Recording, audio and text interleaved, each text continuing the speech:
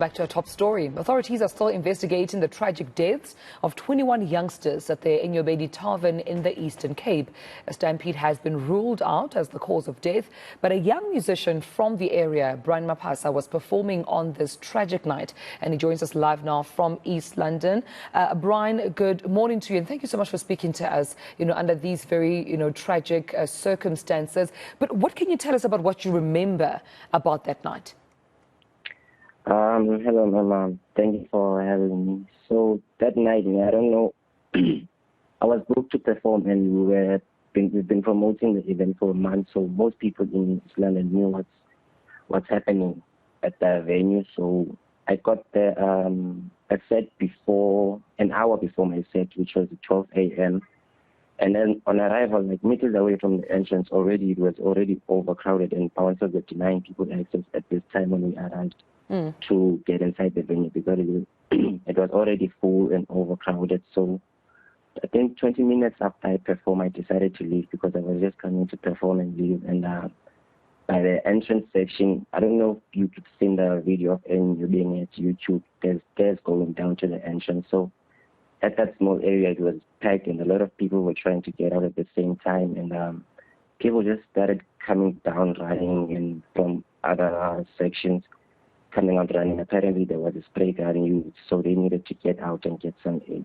But at the same time, there was a huge number of people outside forcing their way inside the venue, pushing the security. And most people, including me, were stuck in the middle of those two crowds.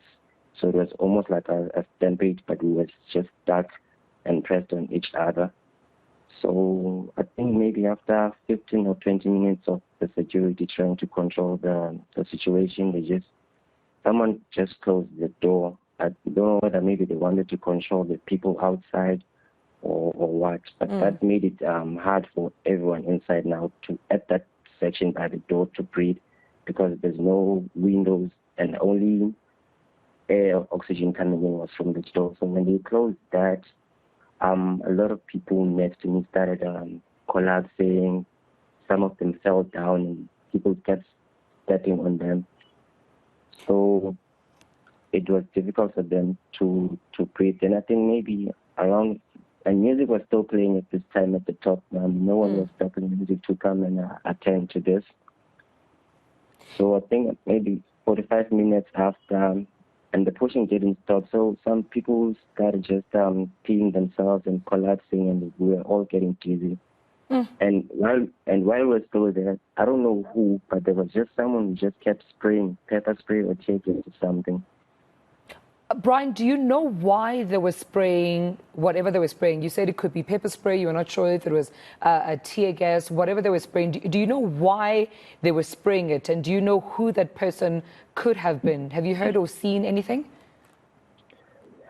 No, but because this is not my first time performing this, the second time, and the first time they sprayed pepper spray was because they wanted to chase people outside the venue, because at clubs, when it closes, they switch off the music and close the counters. But at that place, people are very stubborn. They don't go out. They just sing their own songs. So to get them out of the venue that night, it was in December, they sprayed pepper spray.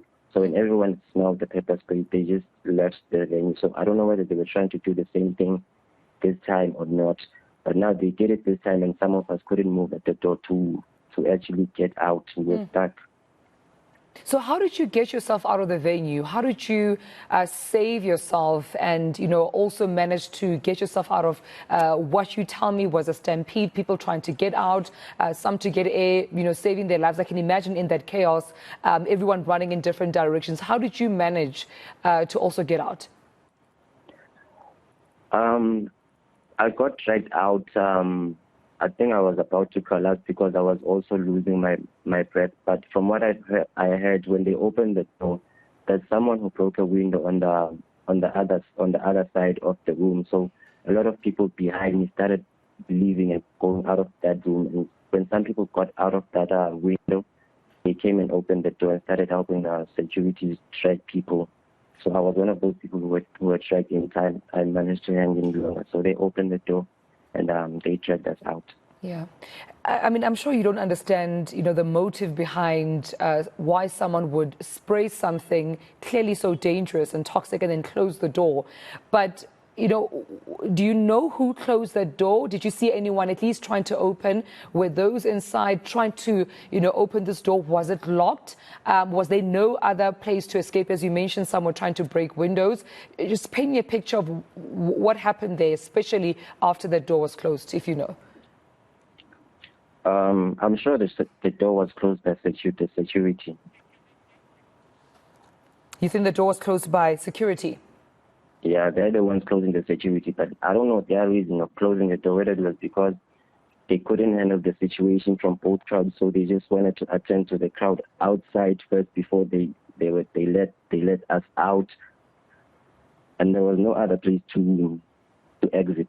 Do you personally, know any of, the teenagers that have died? Have you seen them before coming to Enyobeni Tavern? If you have been there before yourself, were you aware that, when you heard the story that young children had died, were you surprised at all that these were kids in a tavern apparently celebrating their pens down?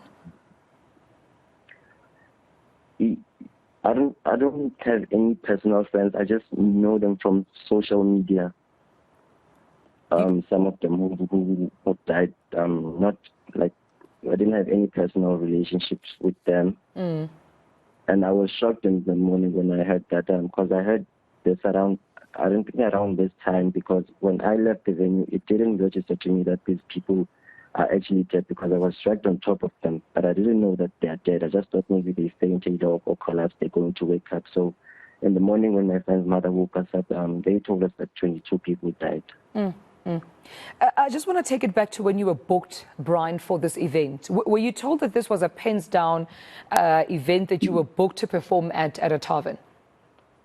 No, ma'am, it wasn't a pens down. What happened, it was a birthday celebration, but there were kids who hosted a pens down event, I think in a park in Amalinda, because as I was going to Snell Park to the venue, you passed by Amalinda, and when I was passing, there was a lot of kids by KFC near the park. So I think they were hosting their own thing, because people just started coming to the venue with quantums and other transport. So I think they came there because they know that Enyobeni doesn't close, or it closes the last in East London. So they just went there. It wasn't a band down at Enyobeni. It was elsewhere, but those people came from the band down to Enyobeni because they had that.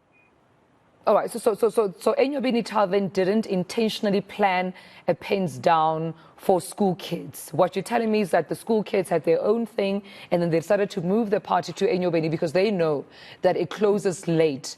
In your line of work as a performer, and I'm not sure if you've performed at Enyobeni Tavern before, is it normal to see kids as young as 13 being at a tavern such as Enyobeni, being at Enyobeni until the wee hours of the morning? Is that something that you're used to seeing, with the staff members not doing anything about it, security not chasing them away where they are sold alcohol freely? Are these normal pictures that you see?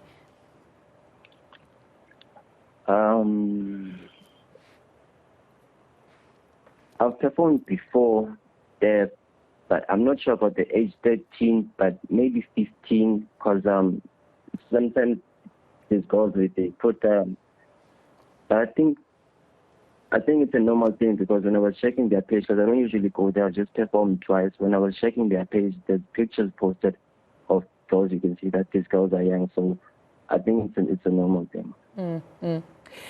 Brian, just please tell me, after you've regained your conscious and you were told what happened to you, you told me that you were also, rescued and saved because you're losing your breath, and you heard what happened, to these teenagers. Did you take time to go back perhaps and ask any of the security, any of the staff members what exactly happened, so that you can get clarity around why that happened to you, why that happened to those 21 innocent teenagers, what exactly happened with the door, whatever that was sprayed, why it was sprayed? Did you seek answers after you had regained your consciousness?